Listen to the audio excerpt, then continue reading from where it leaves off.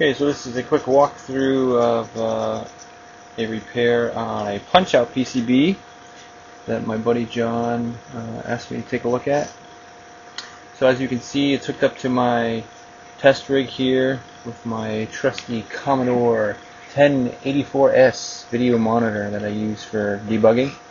I got my Fluke here, and of course my laptop that I can use to send scripts to the Fluke, and also to take a look at MAME source to get address mapping info, or run Turaco to get palette information and stuff. So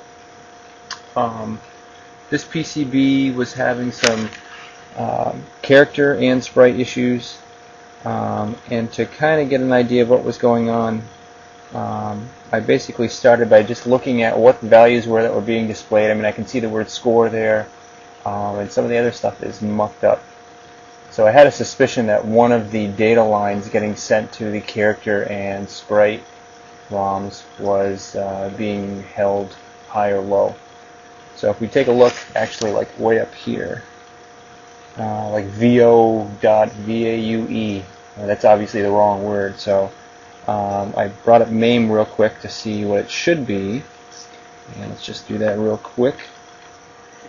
Okay, so here's Punchout loaded up in MAME, as you can see. So let's see what the character should be. Number and name, not VO and VAUE. So I suspect, like I said, there's probably an address line that is tied high or low that's being sent to the character ROMs. So let's bring up the ROMs in Turaco, which is a tool, DOS-based tool that can read in the ROMs and display palette information and characters and sprites and all that stuff for arcade games and the like. And then we can figure out, well, maybe it'll give us more hints as to which one of the address lines may be screwed up. Okay, so here's Turaco. This is what it looks like. Down here we have the contents of the character ROM, and then down below that, contents of the sprite ROMs. So if we remember our little cheat sheet here, no name was being turned into a VAUE. So the N was translating to a V, and the M was translating to a U. So if we look at the contents of our ROM here, N is way over here, and is actually at address location 0 in hex 017, and then V, which is way over here, is 01F. So again, if we look at our little cheat sheet here, and I already did the math, the N, which is the location in hex 017, gets translated to 01F, and what do you know, the bit difference is, looks like bit 3, reading from right to left. Bit 0, 1 and 2 are all 1s, and then bit 3 should be a 0, but it's actually being a 1. Similarly for the M, which is being translated to a U, M is located at location 016 in hex, and the U is 01E in hex. And again, I broke down in binary the 6 and the E for you there, and you can see that again, bit 3, which should be a 0, is being pulled high.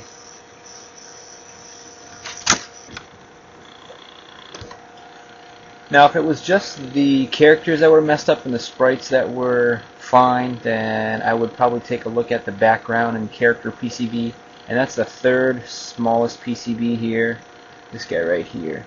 But as you can see, the sprites are also screwed up, which means it's a general video problem. And in taking a look at the schematics, it looks like the address information is sent from the main PCB, this guy here, to the other two through this ribbon connector. So I'm guessing that it's just not getting there, or it's a chip on either one of these guys, or actually it could be any one of these three, that is just pulling that line low. So to kind of just reaffirm what we're seeing here, I can probe one of these chips here, basically looking at the schematics and knowing that that bit 3 is being pulled high. We can probe it. Actually, I wonder if I can do it right here. I think it's this guy.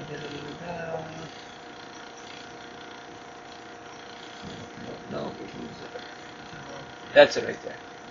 That's the guy. So he's being pulled high all the time, and should be, toggling like any one of these other guys. If I look at adjacent address lines, you can see him wiggling. I don't know if you can see it. I can see it wiggling, but if they refresh rate on this camera is too slow, you won't be able to see the logic probe pulse. But anyway, that's being held at constant high there. So what I can do next, I guess, is tie the input to these two boards, which is being sent again from the CPU board. Just tie it low, just force it low by tying it to one of the ground pins, and see if this guy in turn gets yanked low. If it does, then I know, well, the signal's not even getting from here to any of these other boards. If the signal is getting pulled low, then I'm forcing it low by grounding it. So I'll have to start looking at some of the other chips here or on this board to see if they're pulling that line well. So stay tuned, we'll give it a shot and see what happens. Alright, so hopefully you can see that this is bit 3 that I'm tied to right here. That gets sent right out to this ribbon cable. And then I just grab the cap up here, a decoupling cap, then grab the grounding side of it. And so I'm pulling that guy high. As you can see from the board, still looks like crap. And if I probe my pin here, who is this guy here? It's still being pulled. Oh, sorry. It's still being pulled high. So that tells me, if I were to make a guess, I would say that the signal is just not getting through the ribbon connector here. Maybe this guy is messed up. And these are known to fail anyway. Actually, I wonder if I can do this. Let me set this down in 1 second here. You just yank this off and use this as a wire to send the signal. Hey! Look at that. So that's what it was.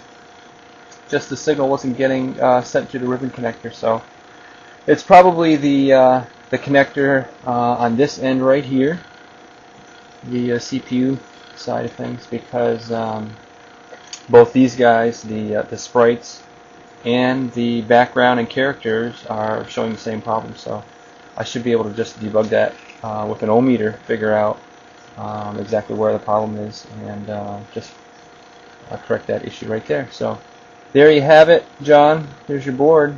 So give me another hour or so to patch it up, and you should be good to go. So anyway, hopefully that was a little educational. With the right tools, the Fluke, MAME, and Tarako, and just kind of putting them all together, it makes what looks like a daunting task a little bit easier, and it helps to understand a little bit about logic design. Be able to read hex and binary, and understand in general how the arcade systems are supposed to work with respect to addressing and the sprite ROMs and the character ROMs and all that junk. But anyway, that's how I kind of tackled it. Certainly beats a shotgun approach of just ripping ICs out and reprogramming ROMs and stuff like that. So there you go.